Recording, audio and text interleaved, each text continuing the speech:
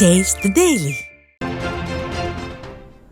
மக்களை காப்போம் தமிழகத்தை மீட்போம் புரட்சி தமிழரின் எழுச்சி பயணத்தில் கழக பொதுச் செயலாளர் எடப்பாடி கே பழனிசாமி திருவண்ணாமலை மாவட்டத்தில் பிரச்சாரம் மேற்கொண்டு வருகிறார். இதன் ஒரு பகுதியாக திருவண்ணாமலை மாவட்டம் கீழ்பெண்ணாத்தூரில் திரண்டுள்ள பல்லாயிரக்கணக்கான மக்கள் மத்தியில் அதிமுக பொதுச் செயலாளர் புரட்சி தமிழர் எடப்பாடி கே பழனிசாமி திமுகவின் அவலங்களை நாட்டு மக்களுக்கு எடுத்துரைக்க உள்ளார்.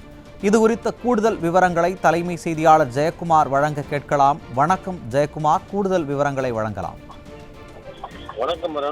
மக்களை காப்போம் தமிழகத்தை மீட்போம் புரட்சி தமிழரின் எழுச்சி பயணத்தில் திருவண்ணாமலை கிழக்கு மாவட்டம் கீழ்பெண்ணாத்தூர் சட்டமன்ற தொகுதியில் கீழ்பெண்ணாத்தூர் பகுதியிலே திரண்டிருக்கக்கூடிய பல்லாயிரக்கணக்கான மக்கள் மத்தியிலே அனைத்திந்திய அண்ணா திராவிட முன்னேற்ற கழகத்துடைய பொதுச் செயலாளர் சட்டமன்ற எதிர்க்கட்சி தலைவர் முன்னாள் முதலமைச்சர் புரட்சி தமிழர் எடப்பாடி கே பழனிசாமி அவர்கள் வருகிருந்து கொண்டிருக்கிறார்கள்.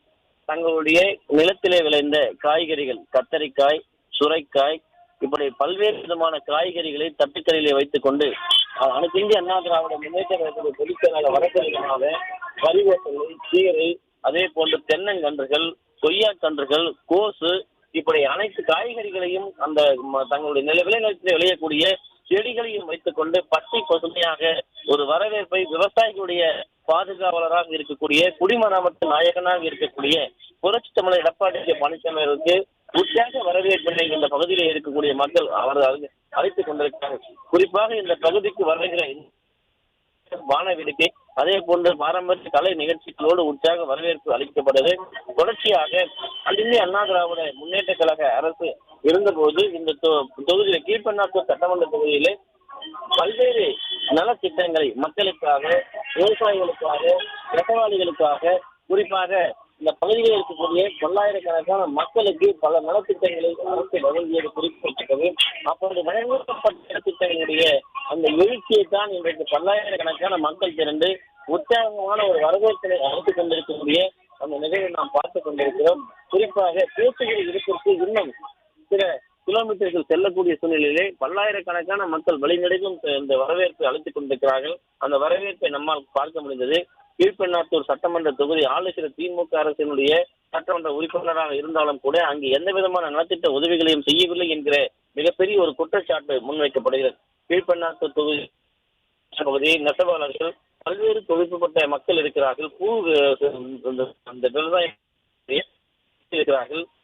பூவை விற்பனை செய்வதற்கு, பூவை வெளிநாடுகளுக்கு ஏற்றுமதி செய்வதற்கு, அந்த பூ தயாரிப்புக்கான ஒரு தொழிற்சாலை அமைக்க வேண்டும் என்ற கோரிக்கை இருக்கிறது.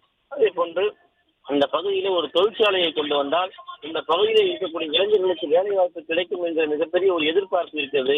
இவற்றையெல்லாம் ஆளுகிற திமுக அரசு கண்டுகொள்வதில்லை என்ற ஒரு குற்றச்சாட்டு இருக்கிறது. தொடர்ச்சியாக இன்னும் ஒரு சில நிமிடங்களில் பேசக்கூடிய இடத்திற்கு அனைத்து அண்ணா திராவிட முன்னேற்ற கழகத்துடைய பொதுச் செயலாளர் வருகை தரவிருக்கிறார். இங்கு திரண்டிருக்கக்கூடிய பல்லாயிரக்கணக்கான மக்கள் மத்தியில் அவர் எழுச்சி உரை ஆற்றவிருக்கிறார். அந்த காட்சிகளை நாம் பார்க்கலாம்.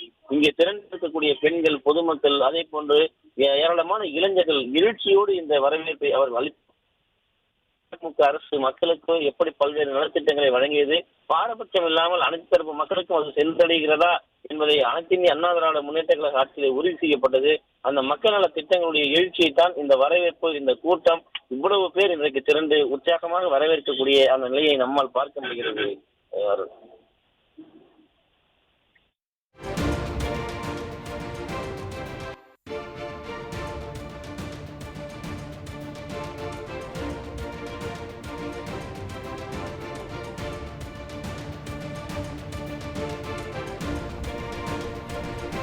கூடுதல் விவரங்களை வழங்கியமைக்கு நன்றி ஜெயக்குமார்.